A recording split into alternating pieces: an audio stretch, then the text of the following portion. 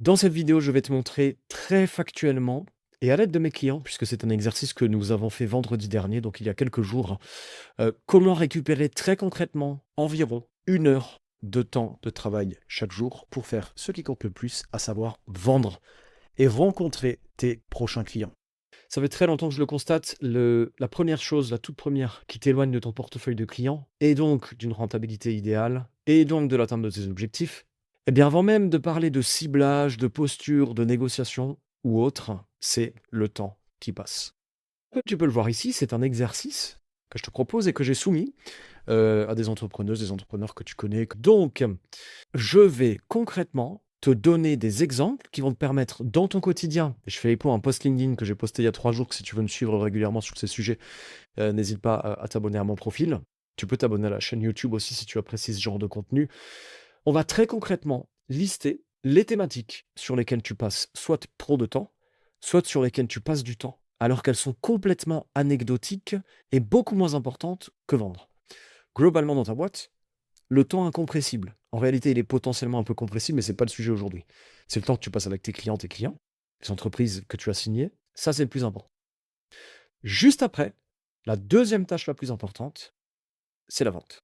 Voyons ensemble 12 exemples que tu peux supprimer ou largement diminuer chaque jour pour récupérer du temps. Encore une fois, ce sont des remontées, comme encore fait tout récemment dans ce groupe très sympathique quand j'ai réalisé l'exercice avec cette personne. La première chose que tu peux identifier, si c'est ton cas, il y a des choses dans lesquelles tu vas beaucoup te reconnaître, d'autres peut-être un peu moins. Ce sont les canaux de discussion avec les groupes.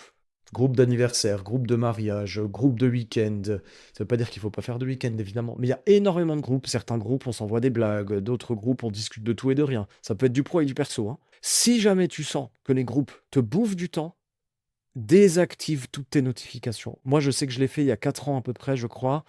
Ça a changé ma vie d'entrepreneur, ce point-là, concrètement. Je ne suis plus pollué en permanence à vouloir sauter sur 10 000 notifications, sachant que quand tu sautes sur une notif, tu sais comment ça se passe, tu peux vite y passer 10 minutes, rebondir sur un truc, finir sur un réseau social, suivre un lien qu'on t'a envoyé, puis tu scrolles. Ça va extrêmement vite. Il y a beaucoup de gens qui, grâce à cette simple astuce, arrivent à récupérer 15, 20 minutes, 30 minutes, voire jusqu'à 1 heure par jour. C'est énorme. Quand ça clignote dans tous les sens, on ne peut pas se concentrer sur les affaires.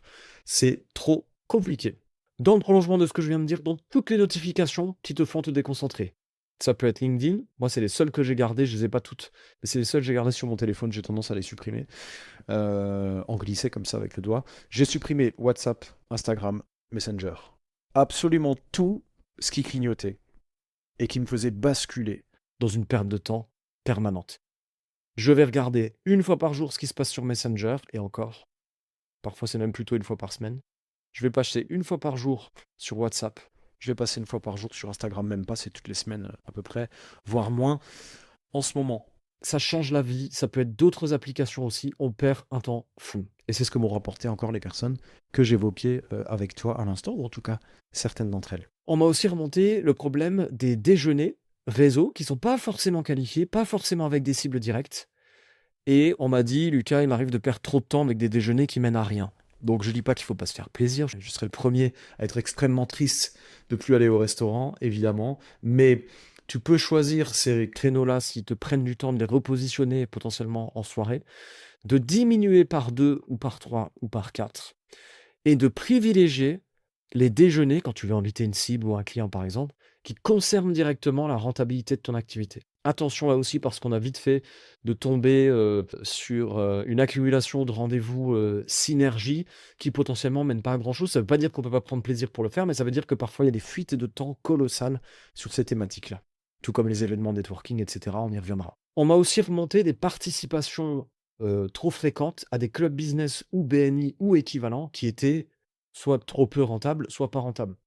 Comment j'ai réagi? J'ai dit: «C'est simple. Si sur les 6 derniers mois, le ROI, le retour sur investissement, du temps que tu passes dans des BNI ou d'autres groupes ou d'autres événements est trop faible, ne réfléchis pas, supprime-le immédiatement et tu le remplaces par de la vente». Solliciter des cibles en direct, rencontrer des cibles, encore une fois, la vente découle des rencontres.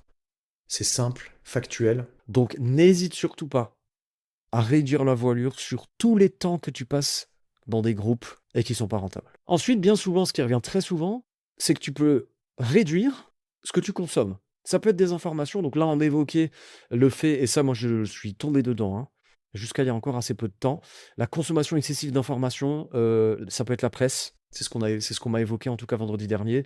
On peut, pour certaines personnes, monter à 1 heure de récupérer chaque jour. Je sais que moi, ça a été clairement mon cas pendant des mois, jusqu'à il y a encore assez peu de temps. Le problème ici qu'il a été évoqué, c'est pas seulement le fait de passer du temps à consommer de la presse, c'est le fait de passer du temps à consommer des infos qui nous énervent.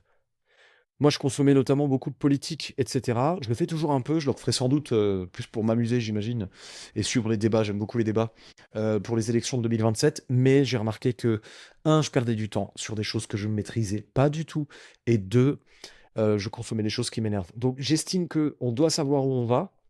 Je vais continuer à consommer de l'info, y compris politique en ce qui me concerne, politique/économique, parce que j'ai besoin de savoir, y compris par rapport à mes clients, aux entreprises qui ciblent, comment évolue le marché, l'activité, le contexte géopolitique, politique, économique, qui a de gros impacts sur les affaires. Mais je vais vraiment me contenter du strict minimum, 5-10 minutes par jour. Je connais les points principaux, terminé. De toute façon, j'ai pas d'emprise sur toutes ces actus. Donc prudence et perte de temps souvent inutile. Ensuite, le grand classique qu'on m'a évoqué également, c'est la surconsommation de formation continue, ou pas continue d'ailleurs. C'est souvent de la fuite par peur de faire du commerce. Donc là, il faut faire des arbitrages en tant que chef d'entreprise. On ne peut pas, si on a besoin de vendre davantage et que c'est la prio, se former par exemple sur la prise de parole. On va pas se former sur prompter avec de l'IA si la priorité là du moment, je dis bien du moment, c'est de faire des affaires. D'abord, on fait des affaires, rôle de chef d'entreprise, commerçante, commerçant, évidemment. Et ensuite, une fois que ça c'est bon, les planètes sont alignées dans la structure, dans l'activité, la base de la base. Ensuite, on peut rajouter des couches en fonction de ses besoins. C'est d'ailleurs d'autant plus facile puisque plus on engrange de clients parce qu'on a fait du commerce correctement, plus on a de l'argent pour se former, pour déléguer, pour monter des systèmes intéressants avec de l'IA en s'aidant directement de prestataires, etc., etc. Donc toujours identifier est-ce que je me forme parce que je fais de l'évitement, est-ce que je me forme parce que j'en ai vraiment besoin là tout de suite, le volet vente, commerce, c'est carré, ou est-ce que je suis potentiellement en train de faire les choses dans le désordre? Prudence. Ensuite, ça peut être tous les livrables qui sont faits à la main et qui peuvent être délégués soit à un humain, parce que tu passes beaucoup de temps à créer des livrables pour tes clients, mais ils pourraient être largement ou en grande partie délégués à des humains, ou ça pourrait être fait par de l'IA en partie. Moi, par exemple, mes sessions clients, certaines en tout cas, sont derrière retranscrites ou plutôt reproduites et traduites sur un document par de l'IA. Évidemment, j'ajoute ma patte, je regarde, je corrige, j'affine, j'ajoute un élément si j'ai besoin, mais là aussi, on économise très facilement 30 minutes par jour sans problème. Tout ce qui est tâches administratives et comptables, par exemple, en général, ça te gonfle, c'est très peu héroïste. Évidemment, il y a des points chauds et il faut faire attention à certaines choses, mais là aussi, c'est en grande partie délégable au moins à des humains. Ça n'empêche pas que tu ne vérifies plus rien, mais ça peut dire que tu peux là aussi gagner du temps, même si c'est 3 ou 2 heures par mois. Rapporté à la semaine, ça fait encore potentiellement 15-20 minutes de gagner, c'est beaucoup. Parce que c'est en cumulant toutes ces petites tâches sur lesquelles tu vas pouvoir gagner un petit peu de temps que tu vas facilement récupérer 1 heure par jour, voire plus. Donc tu vois, tu as ici des professionnels très très solides, hyper compétentes, en qui tu peux avoir toute confiance, comme Véronique Le Guyadem ici, que tu as sous les yeux. Gestion administrative externalisée auprès des TPE. Je sais qu'elle le fait aussi potentiellement pour des indépendantes et indépendants. En tout cas, moi j'ai une cliente qui travaille en direct avec cette femme. C'est un exemple évidemment. Et il y a aujourd'hui des personnes qui peuvent te faire gagner du temps pour que tu puisses réinjecter du temps, c'est leur métier, pour que tu puisses réinjecter du temps dans ce qui compte le plus, le développement de ton portefeuille de clients. Un petit exemple de tâche personnelle, ça c'est quelque chose que j'ai fait moi il y a à peu près 2-3 ans, 3 ans plutôt. J'ai identifié que finalement le temps que je passais, alors là en réalité je récupère plutôt du temps sur le week-end, mais le temps que je passe à faire du ménage en fait, je suis extrêmement peu productif, je déteste ça, j'adore les machines à laver mais j'aime pas le reste du ménage. Et donc on peut assez facilement, très facilement même, déléguer. Alors si la configuration du lieu le permet, je l'ai proposé à une cliente récemment qui habite un appartement parisien en solo, elle m'a dit moi Lucas, je me sens un petit peu à l'étroit, c'est pas forcément très confortable pour moi d'avoir quelqu'un à la maison pour travailler à côté, etc. Si ça le fait pas, ça le fait pas. Mais quand c'est possible, sous-traiter du ménage pour 50 € ou 80 ou 100 € pour 3 heures en fonction de la formule. Là aussi, évidemment, le but c'est de trouver la bonne personne, mais ça peut être extrêmement rentable parce que 2, 3, 4 heures récupérées pour faire des affaires à la place ou profiter une demi-journée en forêt, à la montagne ou à faire du sport ou à faire autre chose, eh bien, c'est absolument fantastique. Et ça rapporte beaucoup, si c'est pour récupérer du temps pro. Ça peut être les courses alimentaires. Je sais que certaines personnes vont, s'embêter à faire les courses, alors qu'elles peuvent, dans certains cas, être livrées à la maison ou en partie livrées à la maison. Ça peut être aussi, hem, tu as des entreprises comme HelloFresh ou d'autres qui te permettent d'être livré sur des plats globalement sains. Tu peux faire tes choix. Tu as plus qu'à les assembler, globalement, tu cuis, tu gagnes du temps ou alors faire du batch cooking, c'est-à-dire que tu vas cuisiner Tes plats sur 2 heures et puis tu vas faire l'ensemble ou quasiment l'ensemble des plats de la semaine, par exemple. On revient sur le volet professionnel. parce qu'on m'a dit: «Mais Lucas, comment je fais si j'ai une entreprise qui veut me rencontrer immédiatement?» Alors je reviens toujours sur la même chose, les temps dédiés. Au commercial doivent être protégés. Au même titre que tu protèges tes nuits, le sommeil, au même titre que tu protèges à titre privé tes temps dédiés à te nourrir. Petit déjeuner, déjeuner, dîner, et cetera.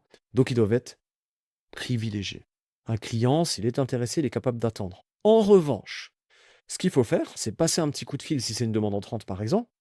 Passer un petit coup de fil: «Bonjour madame, bonjour monsieur, écoutez, je prends en considération votre demande. Est-ce que vous pouvez m'en dire un peu plus? Écoutez, au niveau de mon planning, le premier créneau que je peux vous proposer, c'est mardi prochain à 16 heures. Est-ce que ça vous va? Oui ou non? Sinon mercredi à 9 heure. Mais n'hésitez pas à faire attendre un tout petit peu, en ayant par contre pris contact en amont. Si la personne dit: «On est en train de se décider», c'est rare mais ça peut arriver, «On est en train de se décider là maintenant, il faut qu'on se rencontre sous 48 heures», là on tranche et on prend une décision. Mais on protège ces temps commerciaux.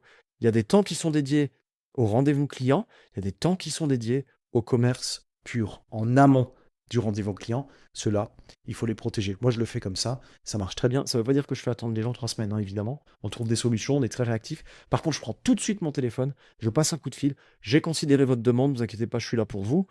On va se prendre un rendez-vous, le plus rapide possible que je peux vous proposer, c'est telle date, telle date. Et je vois comment ça réagit. En général, 99% des cas, ça se passe magnifiquement bien. Donc, qu'est-ce qu'il faut retenir à l'issue de cette vidéo? Ce qu'il faut retenir, c'est que n'importe quel solo dirigeant est capable de récupérer du temps pour faire des affaires, ce qui compte le plus. Donc, on liste toutes les thématiques, professionnelles d'abord, personnelles ensuite, facultatif, mais c'est intéressant de s'y pencher. Toutes les thématiques sur lesquelles on passe du temps chaque semaine. Dans ces thématiques, on fait un tri. Lesquelles sont aussi rentables que de faire du commerce? En général, aucune, quasiment. Je parle pas du fait de délivrer à ses clients, évidemment. Un client signé, on doit délivrer, c'est la prio. Mais attention, si on est full-time en clientèle, on va dire à ses clients plutôt que on sera ensemble de 9 h du matin à 17 h, on va dire on sera ensemble de 10 h du matin à 17 h. On va calibrer un petit peu son planning clientèle différemment pour qu'on puisse garder 1 heure de commerce par jour. On liste donc toutes les tâches, toutes celles qui ne sont pas prioritaires ou moins prioritaires que le commerce, que ce soit de l'évitement ou autre. On les met de côté, on regarde ce qu'on peut un petit peu déléguer si ça reste des tâches très importantes, et on supprime tout simplement tout ce qui bouffe du temps inutilement. Notifications, scroll inutile. Ça peut être aussi simplement scroller des cibles sur LinkedIn sans les interroger. Ça peut être trop de temps passé sur sa communication. Je fais 4 posts par semaine, ça me prend beaucoup trop de temps. J'ai relativement peu de retombées concrètes. Ben, je vais plus y passer 4 heures par semaine, je vais y passer 1 h 30 par semaine.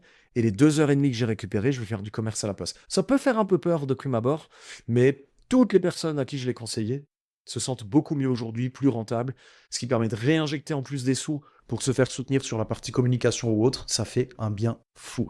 Quand le moteur de l'activité il est bien entretenu, il y a une bonne hygiène commerciale, eh bien évidemment, on sent beaucoup mieux, bâtit son portefeuille du client plus facilement, on atteint ses objectifs beaucoup plus facilement, on construit son patrimoine plus facilement, il y a beaucoup moins de charge mentale, beaucoup plus d'épanouissement que ce soit sur le temps pro ou perso. Donc je t'invite à réaliser ce petit exercice et à indiquer pourquoi pas en commentaire de cette vidéo à quel endroit tu as réussi à récupérer du temps pour jouer un peu plus ton rôle de chef d'entreprise et faire un peu plus d'affaires. Tiens-moi au courant sur ce sujet, abonne-toi à la chaîne si tu n'as pas encore eu l'occasion de le faire, et on se retrouve très vite. À plus.